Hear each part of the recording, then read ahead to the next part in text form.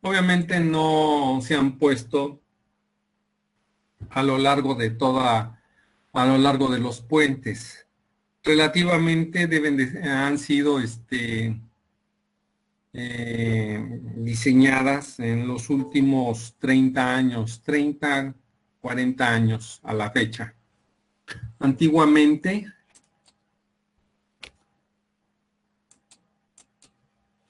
antiguamente se usaban otro tipo de dispositivos. Estos dispositivos se encuentran en el manual de proyectos de elementos estructurales de la Secretaría de Comunicaciones y Transportes. Estoy hablando entre los 30, de 1930 a 1960 aproximadamente. Estos dispositivos constaban de varios elementos que hacían como un sándwich. ¿A qué quiero decir? Era un dado concreto de aproximadamente de 50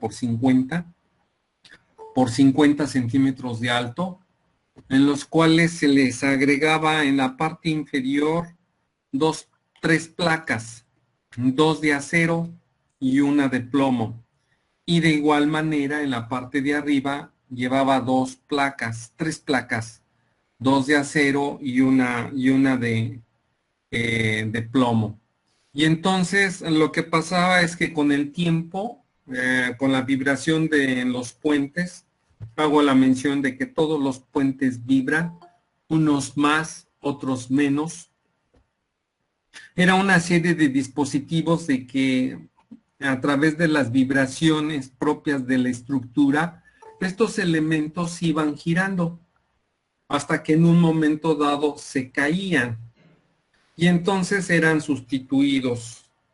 Ahora bien, esa era una práctica que se usaba más o menos desde 1935, de inicios de la Segunda Guerra Mundial, hasta los 60, 65 como máximo.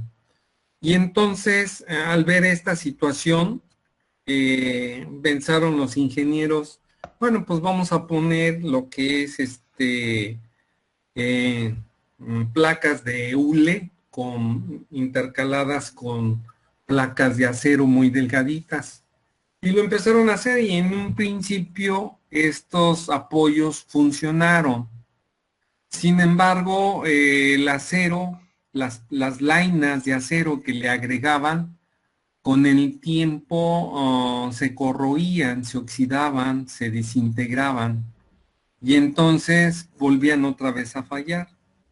Entonces, yo creo que a alguien que se le dio la idea de vulcanizar.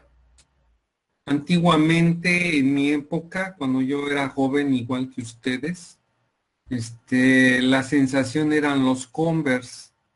Y entonces, pues para la gente de recursos económicos, pues era fácil comprar unos Converse, ¿no? Pero para los de familia numerosa, comprarse unos Converse, pues era mucho sacrificio, ¿no?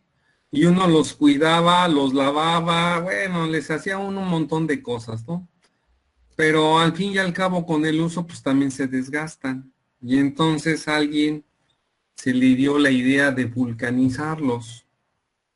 Y entonces pensaron estos ingenieros hacer lo mismo, vulcanizar estos apoyos que eran de hule, meterles ese refuerzo de lainas, de plaquitas de acero vulcanizada, o sea, todo integrado, de tal manera que las placas que iban en la parte interna estuvieran recubiertas por el hule. Como ustedes saben bien, el hule es un elemento permeable, o sea, no deja penetrar la humedad. Y entonces, ¿qué es lo que pasa? Se crearon lo que se conocen como placas integrales de neopreno. Y entonces, estas placas integrales de neopreno pueden variar sus dimensiones, pueden ser muy grandes o pequeñas y pueden tener diferentes espesores. Y entonces esto se dio más que nada en Europa. Y entonces los franceses sacaron una especificación para el cálculo de estas placas de neopreno en una forma práctica, que es una serie de reglas donde aplicamos en la ley de Hooke, que ya la hemos aplicado anteriormente, y una serie de parámetros que se pueden calcular. La otra manera es calcular los giros que va a tener la estructura. Punto y aparte. Si nosotros tenemos una viga y esta viga la cargamos con una serie de cargas muertas, peso propio, diafragmas, losas y todo lo que ya saben, lo que va a pasar es que estos elementos, como son libremente apoyados, en sus apoyos extremos van a girar. Recuerden ustedes que nosotros tenemos 6 grados de libertad en cada posición. Tenemos un desplazamiento longitudinal, tenemos un desplazamiento lateral y tenemos un desplazamiento vertical. También nosotros tenemos los giros, el giro en Y, el giro en X y el giro en Z. Los giros en Z serían las torsiones. Y entonces, al cargar nosotros estas vigas, si nosotros tenemos que las asentamos directamente sobre una superficie de concreto y la trave es de concreto, por situaciones naturales, cuando se cargan las traves con elementos con cargas vivas, estas van a girar y entonces al girar van a empezar a despostillar, se va a tanto el elemento donde se apoya como el propio elemento se van a desconchar por el giro natural que tiene el elemento, porque lo estamos dejando simplemente apoyado. Y entonces las placas de neopreno, nosotros las catalogamos en los apoyos de las traves como dos tipos, móviles y fijos. Los fijos tienen la peculiaridad de que permiten el giro.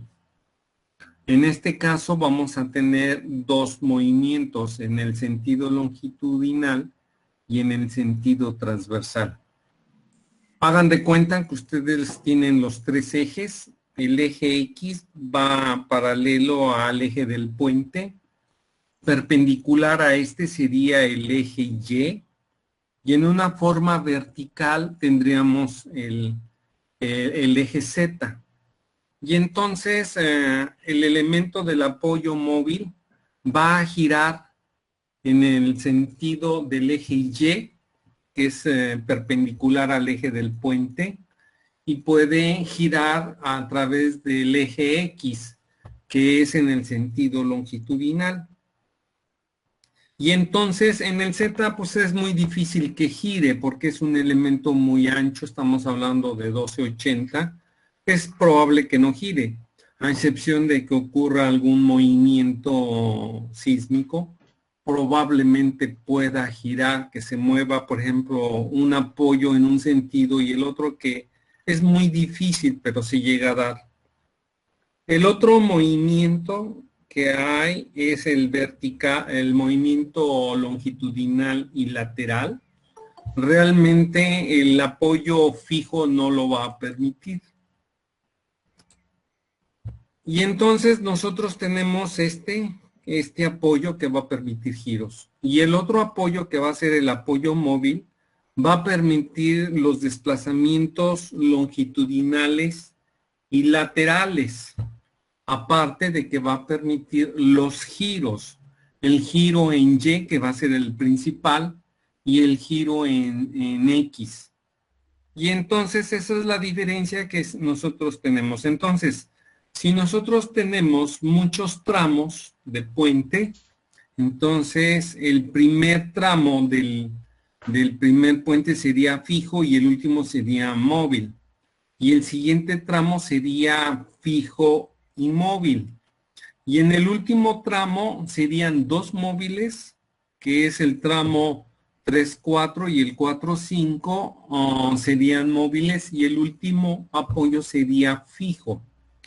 Porque los elementos extremos que serían caballetes, estribos, esos realmente son elementos que van a estar embebidos en un terraplén. Entonces, su resistencia sísmica se dispara, es grandísima, cosa muy diferente en los apoyos intermedios, donde nosotros probablemente tengamos un movimiento. Y entonces la idea de esto es que nosotros tenemos que calcular los apoyos fijos y los apoyos móviles. Y entonces el primero, que es el apoyo móvil, normalmente está formado por una placa de hule en la que tiene dos lainas. Esto nos lleva a un espesor mínimo de 2,5. Sin embargo, también está en función lo que es la longitud de la trave. Entre más grande sea la trave y que esta tengamos nosotros una situación como libremente apoyada, el giro va a aumentar. Entonces tenemos que suponer que cuando eso suceda, tenga la libertad de girar la trave de tal manera de que no vaya a tocar las aristas del elemento que estamos usando como apoyo. Ahora bien, la primera revisión que nosotros hacemos es la revisión del esfuerzo cortante. ¿Qué significa? Hagan de cuenta que ustedes apoyan su palma de su mano en la mesa donde ustedes están trabajando, tienen, y le aplican una fuerza vertical. En esa fuerza vertical va a estar distribuida en el peso que ustedes le estén ejerciendo entre el área de su palma. Entonces tenemos un esfuerzo, un esfuerzo cortante. Entonces, el primero del esfuerzo cortante no debe de pasar del esfuerzo permisible a la compresión. ¿Alguien de ustedes me puede decir cuál es el esfuerzo a la compresión en el concreto para un concreto de 250? Eso ya lo vimos, jóvenes. ¿Alguien me puede decir? Sí, profe, No, espérenme. Déjeme, me acuerdo, era... ¿8? a ver, sí, dígame. No 0. importa, si se equivoca, Pamba quien se ría, ¿eh? Pamba, 0.4. a ver, 0.4. dígame, a ver, primeramente usted, señor Morales. Sí, profe. Era 0.4. Efectivamente, es 0.4 de F'(C). Y ese es el esfuerzo. Entonces, si nosotros usamos en los cabezales de estos elementos de concreto de 250, ¿cuál sería su esfuerzo permisible a la compresión? Tendríamos nosotros que sería 250 por 0.4. ¿Eso cuánto nos da? 100. 100 kilogramos por centímetro cuadrado. Entonces, el primer límite que nosotros tenemos es que no debemos de exceder de ese valor. Aunque nosotros estamos haciendo situaciones armadas, no debemos de excedernos de ese valor. Y entonces nosotros tenemos que ese esfuerzo que nosotros estamos generando es la descarga total. Si nosotros tenemos en el extremo del primer apoyo, tenemos el cortante generado por el peso propio de la trave, el peso del cortante generado por los diafragmas, el cortante generado por la losa, el cortante generado por la guarnición, el parapeto, la carpeta asfáltica y la carga viva. Ahora, con respecto a la carga viva, recuerden ustedes que le aplicamos 3 factores. El primero es el impacto, el segundo es el factor de concentración y el tercero es la simultaneidad de número de carriles, y entonces obtenemos un cortante de carga móvil por trave. La suma de todos esos cortantes sería la reacción en el apoyo número 1. Pero si nosotros hacemos una viga continua, entonces tendríamos que colocar una placa en el apoyo número 2 o en la pila número 2. Y entonces ese cortante, pues sería el cortante de un tramo, que sería del tramo 1-2, y el cortante generado por el tramo 2-3, si es que nosotros hacemos una viga continua. Y entonces esa sería la resultante. Y entonces, en el apoyo, la placa que nosotros pongamos en el apoyo 2, tendría la resultante de esos dos cortantes, la suma de esos dos cortantes.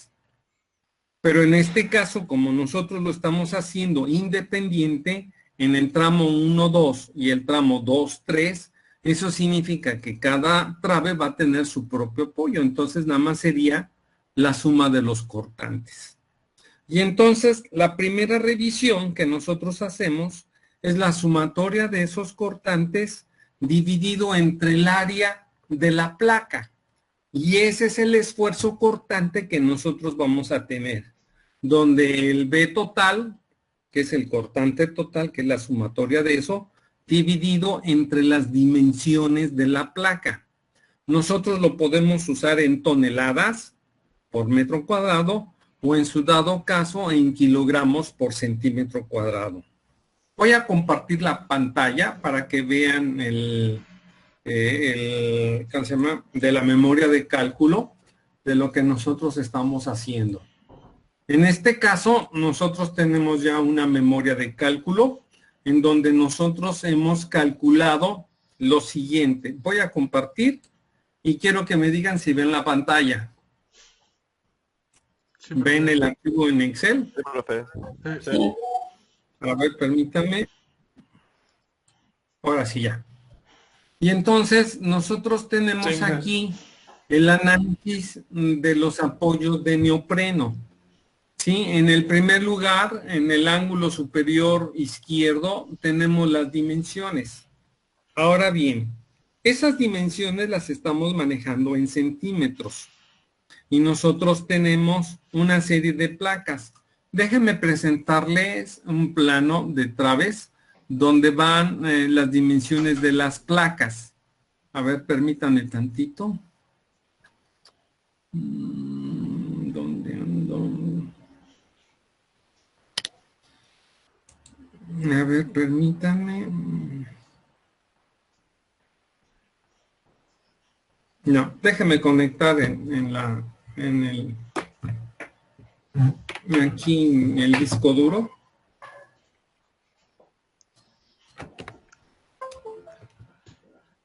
Nico, abajo. Ven. A ver, permítame, déjenme buscarle.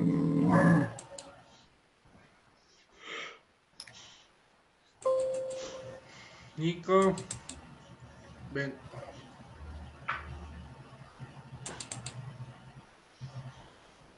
Aquí en el Tepoztlán Norte. Sí. Nico. Vamos a ver un plano de una trave del Tepoztlán Norte. Nico, ven. Ven. Ven.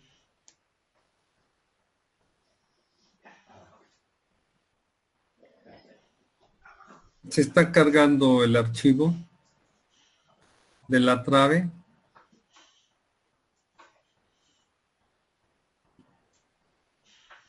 Ok, aquí tenemos el plano de una trave. Uy, es de acero. Perdón, esa fue la segunda solución. Permítanme, me equivoqué. A ver, permítanme. Nico. Es que es un puente en acero. Queremos un puente en concreto. Nico. A ver, aquí en Chihuahua, no. A ver este. A ver este. Ok. Aquí tenemos nosotros un plano de una trave de 30-60, en los cuales lo primero que tenemos es una placa de neopreno. Aquí dice placa de apoyo. Estas que tengo aquí son unas lainas de .3 de centímetros, o sea, son de 3 milímetros. En este caso tiene 1, 2, 3, 4 placas. Tiene un espesor de 5.7 y en la primera, que es del mismo espesor que la placa, que es del .3, y entre placas tenemos espesores de 1.3, 1.3 y 1.3. La sumatoria de todos estos valores son 5.7. Si yo le quito una laina y dejo 3, eso significa que se me convierte en un espesor de 4.1. Si yo nada más tengo 2 lainas, yo tengo un espesor de 2.5. Y entonces se pone un croquisito de cómo se pone la placa. Normalmente la parte de abajo, donde estamos indicando de H, normalmente la parte más baja se le deja 5 centímetros. Y en la medida en que nosotros tenemos de las traves laterales al eje del puente, pues estas se van haciendo con espesores mayores para poderles dar la geometría de la pendiente transversal en nuestro puente, si es que tenemos a 2 aguas. ¿A qué me refiero? Que tanto del lado derecho como del lado izquierdo, nosotros tenemos una pendiente del 2%. Si en un momento dado nosotros tenemos un puente en curva, eso significa que del eje del puente, supongamos que es una curva horizontal izquierda, eso significa que del eje del puente hacia el lado derecho la pendiente es positiva y del lado izquierdo la pendiente es negativa. Entonces, estos banquitos que estamos representando aquí con H son las diferentes elevaciones que nosotros tenemos que calcular en forma geométrica para poderles dar la pendiente transversal. Bueno, ese es nada más breviario cultural. Con respecto al ancho del banco, este banco normalmente se alinea a los paramentos laterales del patín inferior. Si la trave tiene 66 centímetros, que es una trave Asto tipo 4, tendría 66 centímetros. Entonces algunos lo redondean a 70. Ahora bien, la situación es que la placa se apoya perfectamente bien sobre el eje de la trave, el eje vertical de la trave. Ese es un lado. Y el otro lado, normalmente para que las placas no se muevan, les ponen un pegamento suave en el concreto para que éstas no se muevan en el momento de hacer el lizaje y el montaje de las traves en su posición de proyecto. Ahora bien, aquí lo que yo quería es que ustedes vieran esta placa. Esta placa aquí tiene una serie de dimensiones. Nosotros tenemos que de un lado son de 30 y del otro lado son 40. Y entonces las lainas están totalmente embebidas en el hule. ¿Qué significa? Le estamos dejando aquí medio centímetro y aquí de este lado medio centímetro, de tal manera que nosotros podamos proteger a esos refuerzos de acero que estén totalmente embebidos en el hule para que puedan resistir. Ahora, sin embargo, ustedes saben bien que los hules y los plásticos con los rayos ultravioleta envejecen y se vuelven quebradizos. Y entonces nosotros ya en la práctica a veces los apoyos de neopreno tienen ese envejecimiento y entonces empiezan a aparecer en estos espesores de 1.3 una situación de grietas. Y entonces cuando sucede eso y cuando ya están muy deformadas las placas, esas se sustituyen por otras nuevas. ¿Para qué? Para que estén trabajando adecuadamente los apoyos de neopreno.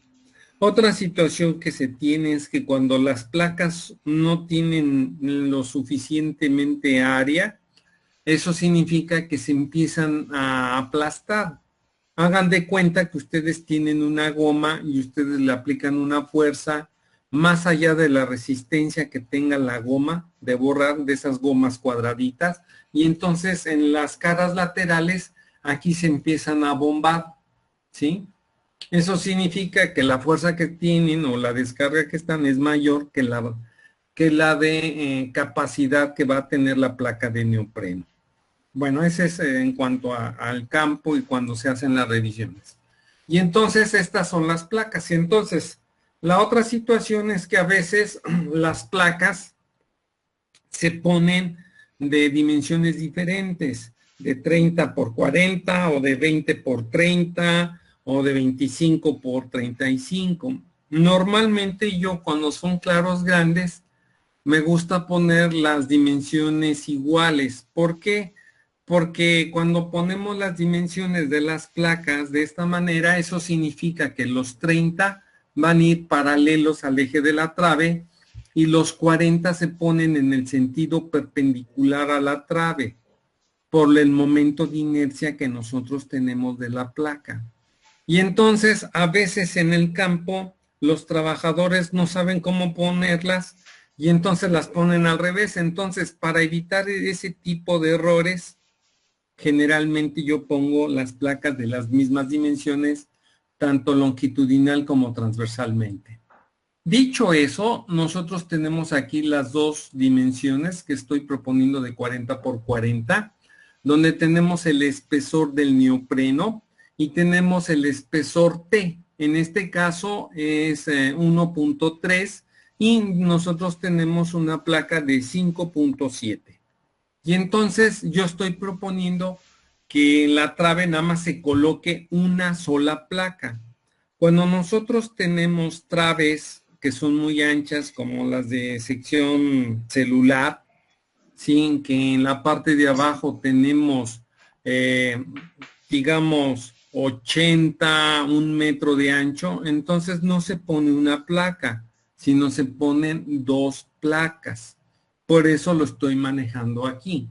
Y entonces el primer valor, que es el valor máximo, eso significa que tenemos que hacer la sumatoria de los cortantes. Recuerden ustedes que ya lo hemos hecho cuando determinamos el cortante, hicimos la revisión a la tensión diagonal. Y entonces buscamos aquí los valores. Por aquí estaba, bueno, estaba aquí arribita. Nosotros tenemos aquí el cortante, que es la sumatoria de todo esto, que son 58,60 toneladas. Estos valores que nosotros tenemos los sacamos desde el origen de nuestra memoria de cálculo cuando estábamos aquí, donde determinamos el cortante de cada uno de los elementos por peso propio, diaframas y todo eso.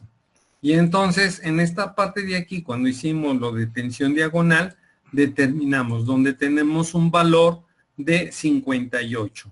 En este caso es la celda K222. Y entonces, si nosotros nos vamos hasta abajo, que es el análisis de las placas de neopreno, tenemos este valor. Y entonces, este primer valor que tenemos aquí sería K222. Ahí tenemos nosotros el valor de la carga muerta. Ahora bien, necesitamos agregar el valor del cortante de la carga viva. Eso lo habíamos calculado aquí y habíamos determinado que el valor de la carga viva en el apoyo, que era línea de influencia por cortante en el apoyo, determinamos que era 54.156 por carril. Y que este valor lo íbamos a aplicar por los tres factores, que es en donde lo tenemos. Si nosotros lo vemos, aquí tenemos los tres factores, que es el impacto, factor de concentración por esto y simultaneidad de número de carriles. Y entonces nosotros tenemos que el valor sería 34. Entonces, si nos regresamos a nosotros, a nuestra memoria, y nosotros le pedimos este valor sería el que tenemos aquí, que sería este que está aquí. ¿Correcto? Que sería el cortante en el apoyo. Y entonces nosotros tenemos una descarga de 93.580. A ese valor nosotros lo multiplicamos por 1000 para obtenerlo en kilogramos y es lo que nosotros tenemos aquí en pantalla. Y el valor actuante que nosotros tenemos es la descarga. A ver, permítame tantito, déjenme mostrar del otro lado de la pantalla. Aquí está. Tenemos la descarga, que es el cortante total, que es dividido entre el número de placas que estamos colocando, que en este caso es 1, entre las dimensiones de nuestra placa.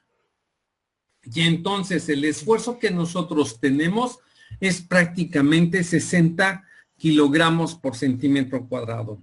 ¿Cuál es el límite que nosotros podemos aceptar? Hasta 100 kilogramos, que es el punto 4 de F'C de 250. Ahora bien, ya tenemos el esfuerzo admisible en el concreto, ya tenemos el esfuerzo cortante que está actuando en la placa. Ahora lo que nosotros necesitamos es determinar el esfuerzo que va a aceptar ¿cómo se llama? El neopreno, la placa de neopreno. Y entonces ellos dicen que esa fuerza que nosotros está dada por la siguiente expresión. No lo anoté. Bueno, aquí está implícito en la ecuación. Está dado por 8 veces que multiplica el número de placas, que es los espesores, que es de 1.33, por el número que nosotros tenemos de apoyos que tenemos, que lo vamos a dividir entre las dimensiones de la placa multiplicadas por el número de placas y reducidas por 0.75, que es una reducción. Y eso nos da un esfuerzo que la placa tiene una capacidad de 92.3 kilogramos por centímetro al cuadrado. Déjenme jalar el valor de la ecuación. A ver, permítanme tantito.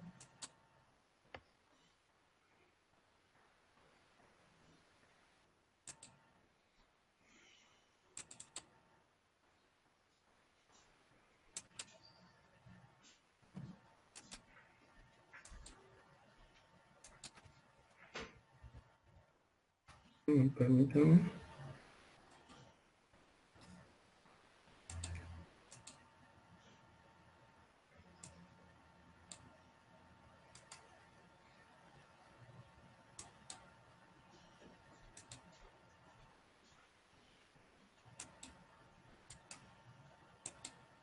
Aquí tenemos. Nosotros tenemos que el cortante, el esfuerzo cortante es la descarga, el cortante máximo entre el número de piezas por A por B. Recuerden que son las dimensiones. Y el esfuerzo en el, ¿cómo se llama? En el neopreno son 8 veces de A por B por el número de placas, que es dividido entre T, que es el espesor de 1.3.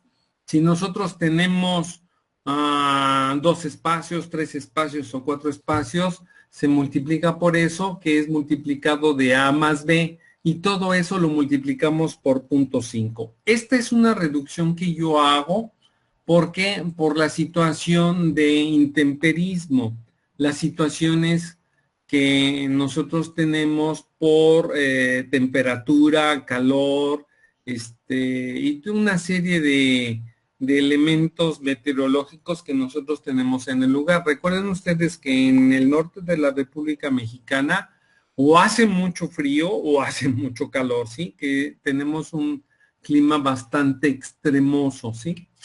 Bueno, y en algunas partes de la República Mexicana, como por ejemplo Durango, hay zonas donde llegamos hasta los menos 20 grados centígrados, donde neva. Y claro, eso no es como en la Unión Americana, que ellos sí tienen bastantes inviernos muy fríos, ¿no? Nosotros son lugares muy alejados y muy localizados, ¿sí? Ahora bien, nosotros vemos que ese esfuerzo del neopreno, pues no debe de exceder de los 100 kilos, pero sí debe de ser mayor que el esfuerzo actuante que nosotros tenemos. Entonces, por consiguiente, este valor que nosotros tenemos debe de ser menor de 100 kilos, pero debe de ser mayor que el esfuerzo actuante de las descargas que nosotros tenemos por carga viva y carga muerta. Al nosotros determinar ese número de placas de neopreno, podemos ver que las dimensiones que estamos proponiendo son las adecuadas para el apoyo de neopreno. Eso es con respecto al apoyo fijo. Vamos nosotros ahora con el apoyo móvil. Para el apoyo móvil, lo primero que tenemos que hacer es la aplicación de la ley de Hooke. La ley de Hooke dice que la deformación es igual al esfuerzo que nosotros tenemos, ¿sí? Multiplicado por la longitud de nuestra trave. Nuestra trave estamos aplicando nosotros, que es una trave de 36 metros. Y eso nosotros lo vamos a dividir entre el módulo de elasticidad del neopreno. En el neopreno estamos nosotros considerando 2 millones que son en kilogramos por centímetro al cuadrado. Entonces, si nosotros tenemos una longitud de 36 metros, pues obviamente son 3.600 multiplicado por 1.700 y dividido entre el módulo de elasticidad del neopreno. Estamos hablando de que los neoprenos deben de tener una dureza o una resistencia de Short 60. Si alguien tiene interés, lo puede buscar en la normativa ASTM, ¿ok? En donde nosotros estamos aplicando aquí la expresión matemática, que en donde dice que es la longitud multiplicada por el esfuerzo dividido entre el módulo de elasticidad. Y eso es esta ecuación que nosotros tenemos aquí. ¿Correcto? ¿Sí lo ven? Bueno, planeta Tierra. Ok. Nosotros tenemos una deformación de 3.0306 centímetros. La siguiente deformación es una deformación que es debido a que a los momentos. Debido al momento por carga muerta dividido entre el momento de carga muerta más el momento por carga viva. La ecuación nosotros la tenemos aquí, que es el momento de carga muerta que es dividido entre el momento de carga muerta más el de carga viva. Si ustedes están viendo, este es un número adimensional, porque nosotros estamos dividiendo toneladas por metro entre toneladas por metro. Y eso lo vamos a multiplicar por la deformación unitaria debido a la ley de Hooke. Y ese va a ser el valor que nosotros tenemos. Entonces, si nosotros nos vamos a los valores, este valor que nosotros tenemos aquí debe de ser el momento por cargas muertas. Si nosotros, eso ya lo tenemos nosotros en donde, en la primera tabla que nosotros tenemos aquí. ¿Se acuerdan de esto? Donde anotamos el momento provocado por el peso propio de diafragma, losa, guarnición, parapeto en concreto asfáltico. Aquí tenemos nosotros estos momentos. Entonces, es la sumatoria de todos estos y el otro lo vamos a manejar en forma independiente. Estamos hablando que estamos en la 70. Ok, y entonces aquí nosotros tenemos, vamos a hacerlo un poquito más grande para hacer la sumatoria. ¿Sí? Y entonces nosotros tenemos aquí en la 70 que es de este valor a todo esto, ¿sí? No lo agarro. Permítanme. Estamos aquí y es este valor. Ahora sí ya.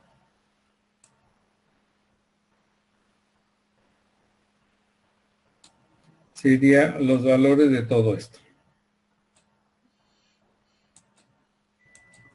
Eso sería en toneladas. Y este segundo valor que nosotros tenemos aquí sería el otro.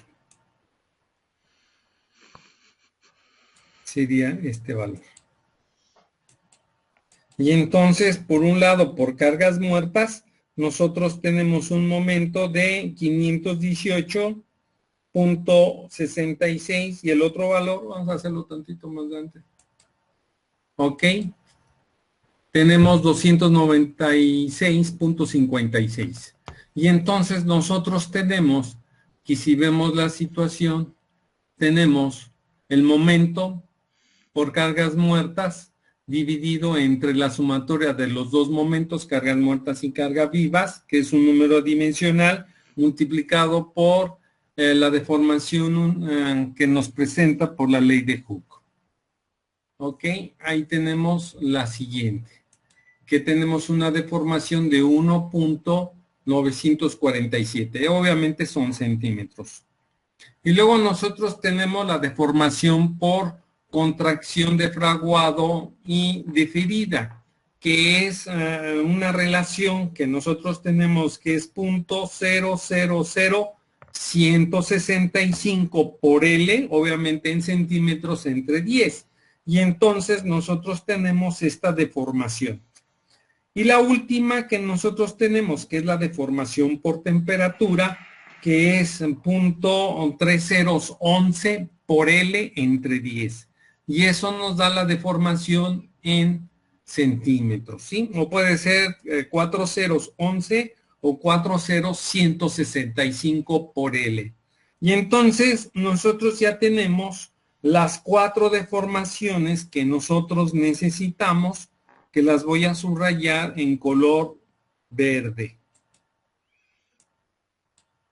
que son estas que tengo aquí. Y entonces, de esas 4 deformaciones que nosotros tenemos que determinar la deformación máxima por contracción y la deformación máxima por dilatación. Y esas deformaciones son simplemente una serie de sumas que nosotros tenemos aquí abajo. Entonces, la primera que nosotros tenemos es la deformación por cargas, que nosotros tenemos la E746, que es debido a las cargas, y luego tenemos que es menos la sumatoria de la carga por contracción más temperatura. ¿Queda claro? Esa es la contracción que nosotros tenemos. Y eso nos da una deformación total. La segunda que nosotros también hacemos la combinación de estas fuerzas. Tenemos la deformación de la ley de Hooke más la deformación por fraguado menos la deformación por temperatura. Y eso nos da una deformación de dilatación. De esas dos que nosotros tenemos, escogemos la máxima. En este caso son 3.04.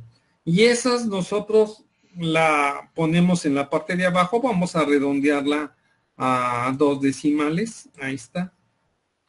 ¿Sí? Recuerden ustedes que el 0.04 o el 0.085, el 5 y el 4 son micras, ¿sí? O son décimas de milímetro, entonces, pues realmente sería muy difícil medirla, ¿no? Deberíamos de dejarla al milímetro. Y entonces, nosotros proponemos también las placas. En este caso, yo estoy proponiendo las mismas dimensiones que la placa del apoyo fijo, pero yo pude haber hecho que en lugar de ser de 5,7 fuera de 7,3. Y entonces sacamos una relación. Y entonces en esa relación nosotros tenemos que es la división que nosotros tenemos de la deformación máxima entre 5.7. Y entonces esa relación no debe de ser mayor de 0.5. En este caso, nosotros lo que tenemos sería es que aquí tendríamos nosotros una placa de 7.3. Y entonces nos da 0.4, entonces lo dejaríamos aquí. ¿Sí? ¿Queda claro? ¿Alguna duda? Ok, profe, Perfecto. Yo nada más tengo una duda. Por ejemplo, si esa relación nos da superior al 0.5, tendríamos que modificar las dimensiones de la placa. Bueno, Es correcto su observación, sí. Si nosotros podemos nosotros decidir esa situación que si nos da mayor de 0.5, tenemos que hacer la dimensión de nuestra placa mayor. Aquí hay dos opciones. Opción número uno, podemos hacer una placa más grande, que podría ser de 45 por 40 o de 45 por 45 y hacerla de 5,7 o dejar las dimensiones de la placa y hacerla más gorda, o sea, agregarle una laina más. Eso significa que tendríamos un espacio mayor de 1.3 con su punto 3 de la placa y el punto 3 del neopreno. En pocas palabras, es correcto lo que usted dice. Tenemos que buscar que la relación no sea mayor de 0.5. y ya al proponer nuevas medidas tendríamos que otra vez verificar que que el corte, bueno, que la placa no pase de 100 del cortante. Sí, en ese caso yo estoy dejando las placas, tanto la fija como la móvil, de las mismas dimensiones. Ok, Simplemente estoy haciendo la de móvil un poco más gorda. Sí, en ese caso, si usted cambia las dimensiones en planta de largo y ancho, pues obviamente pasaría, ¿no? ok, gracias. ¿Sí? ¿Alguna duda? Esta es una revisión que nosotros hacemos, que es la versión light, que es la versión rápida. La otra versión que hay, tendríamos nosotros que sacar los giros, las deformaciones, tendríamos que sacar el giro que provoca el preesfuerzo. Recuerden ustedes que cuando aplicamos el preesfuerzo, nosotros se nos hace una contraflecha y luego esa es restada por las cargas vivas y es un método un poquito más largo, pero se puede hacer. Este es el método que normalmente la mayoría de los ingenieros en puentes aplica, que es la versión simplificada que presentan los franceses. ¿Alguna duda? Profe, tengo Ahora, una duda. como ustedes pueden ver, estas dimensiones se colocan en el plano de traves. ¿Sí? Recuerden ustedes que en el plano de traves, lo voy a presentar aquí, se coloca en una parte del plano las situaciones de las dimensiones, que es lo que nosotros tenemos aquí, aparte de las desadherencias que nosotros calculamos, y aparte, en este caso pusimos desadherencias de 4 en 4, pero pudieron haber sido de 6 en 6. Y se presentan todos los detalles de las traves con sus cuantificaciones que están aquí: concreto, refuerzo, preesfuerzo, cables, acero, y en la parte de abajo se ponen las dimensiones de las placas. En este caso, nosotros tenemos que se ponen cuántas placas son, de qué dimensiones, se calcula el neopreno, que significa las dimensiones del neopreno en decímetros cúbicos, descontando el volumen de los refuerzos que tienen, que son las plaquitas de acero, y se cubica el acero. En este caso, nosotros tenemos que una placa tiene 14.16 decímetros cúbicos con 39 kilogramos, ¿sí? Se cubica todo eso, y todo eso es parte del plano que representa. ¿Por qué agrego yo los dos valores? Porque en algunos casos la cuantificación o el costo de las placas la hacen por unidad. Entonces, si sacamos el costo de una trave, incluye sus apoyos, ¿sí? Y entonces en otras dependencias no lo ubican por unidad de placa, sino lo determinan por el volumen de hule y de acero que contiene. Entonces, en algunos casos, perdón, algunas dependencias pedían que se ubicara el neopreno y el acero, y el otro dice, no, a nosotros nos basta con que nos digan cuáles son las dimensiones de la placa para determinar su costo por unidad de placa. Entonces, para no pelearme, porque a veces no sabíamos quiénes son los que iban a revisar, entonces agregábamos estos datos que están aquí abajo en el resumen de materiales que va incluido en el plano de la plaga. ¿Sí queda claro? Sí, Bueno, vamos a verlos. Voy a minimizar ya toda mi situación. Correcto. A ver, estamos aquí. Nosotros estamos aquí en el análisis. Ya determinaron todas las desadherencias que les encargué que hicieran. estamos en eso. Bueno, yo estoy en eso. Bueno, le agradezco su honestidad. Ahora, recuerden ustedes que el próximo jueves hago examen. ¿Sí? Y entonces les voy a mandar por correo electrónico el ejemplo para que ustedes lo desarrollen. Obviamente van a tener una hora y media para resolver el examen. Cuando terminen el examen, ustedes me lo van a regresar correo electrónico para calificarlo. ¿Sí queda claro? Esta calificación va a incluir una situación teórica y una situación de análisis. Y es la calificación del primero y segundo parcial. ¿Por qué? Porque la próxima semana subo calificaciones porque tengo una fecha límite del 4 de diciembre. ¿Alguna duda? Entonces, yo les pido de favor que les comenten a todos sus compañeros que no están enlazados, que están en el grupo, que por favor no falten el próximo jueves en la mañana, porque en la mañana lo primero que voy a hacer es mandar los correos electrónicos de los exámenes para que ustedes los resuelvan y me los regresen. ¿Dudas? No. Bueno. Con esto terminamos la mitad de del temario que nosotros tenemos sobre puentes.